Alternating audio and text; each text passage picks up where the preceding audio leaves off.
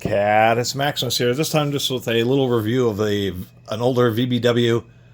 In this case, 19mm combination wrench. VBW is an old German tool manufacturer, actually founded apparently in 1828. They've been around for almost 200 years. And I guess along with Knipex, Stahlwille, and Geodor, or I guess among the German old line tool manufacturers. VBW was purchased by Stahlwille. Here I happen to have a open box Stahlwille wrench. And VBWs, I don't know exactly how they fit in the line with Stahlwille. I don't know if VBW specializes a lot in pliers as well as making other hand tools. I've actually found one other tool from them, happened to be a 1/2-inch T-handle. But it kind of seems, rather than Stahlwille or their VBW subsidiary being better than the other, it just seems that these guys are more for pliers while Stahlwille is more for socketry. They do tend to follow this design, which I have been seeing a lot in German wrenches, which is the heads just happen to be a little bit thinner. Maybe not quite as much strength, quote unquote. But that's also just a variation on how much material there is there. But I assume to fit into just slightly tighter places. I mean, I guess what is now the common design of wrenches, like the Stanley here, we can see, I mean, this is 7/8, it's a little bigger than 19mm, but there's a significant thickness difference, even though there's a very small size difference. This would be 21mm, where this is 19, and it's just quite a bit thicker.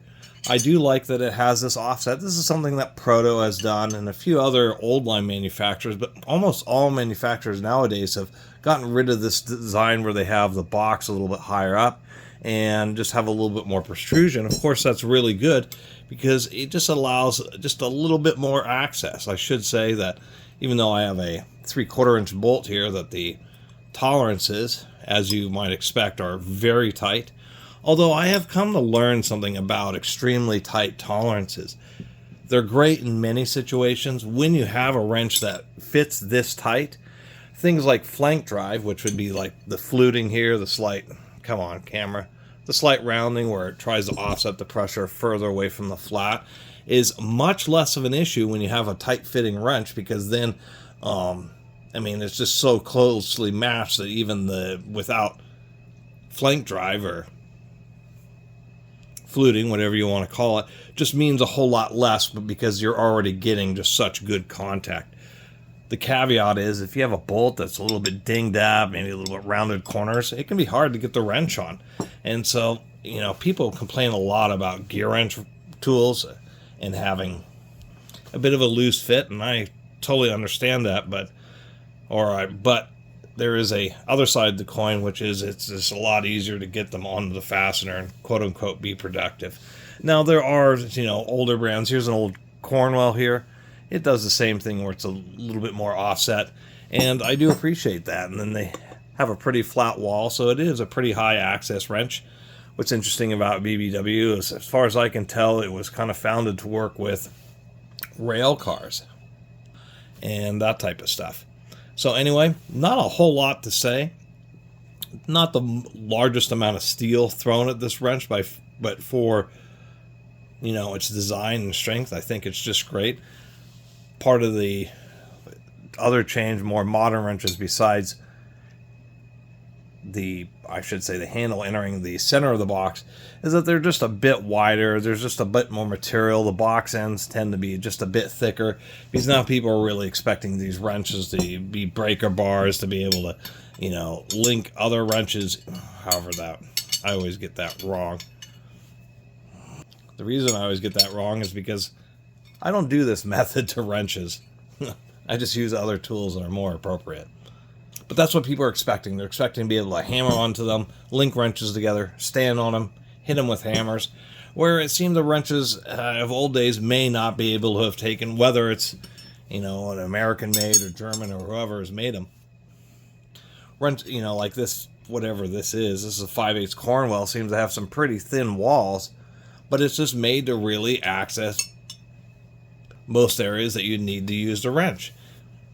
And if you need to apply more torque, find some sockets or something to use them with. And that seems to have been lost, and I think a little bit of utility has also been lost because of that. And there'll be a day when I end up building some comprehensive sets of older wrenches specifically for the advantage of just being able to have better reach. So don't run in the, it is of course chrome vanadium. Don't run in the many German tools besides Knipex. There's of course probably the most well-known German tool brand in the United States. The other hand tool brands, like Hazet, Stahlwille, VBW, Jador, all those brands just aren't very big sellers here in the U.S. And surprisingly enough, VBW, a lot of their pliers are on Amazon. They'll happily ship. Apparently, it's $25 to $30 for the international shipping. And their tools are actually pretty reasonably priced, even with the shipping costs added. But I understand that the North American market for hand tools is a very difficult market to enter because of how many domestic hand tool manufacturers there are, and all the Sunex and Titan, the Sunex and the Tectons and the, of course, Pittsburghs and that kind of stuff. It's just such a saturated market that other established brands, whether it's Japanese, German, even Canadian tool brands like Gray's just have a real hard time getting market penetration. And a lot of these companies just, aren't willing to, they just don't see the return of spending tons and tons of money on advertising and whatnot, that they just won't get the return. So they end up kind of here in the States being more of a boutique tool brand. But they're definitely something to take a look at.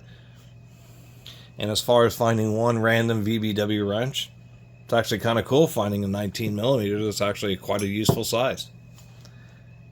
Anyway, really appreciate you all watching. See you next time.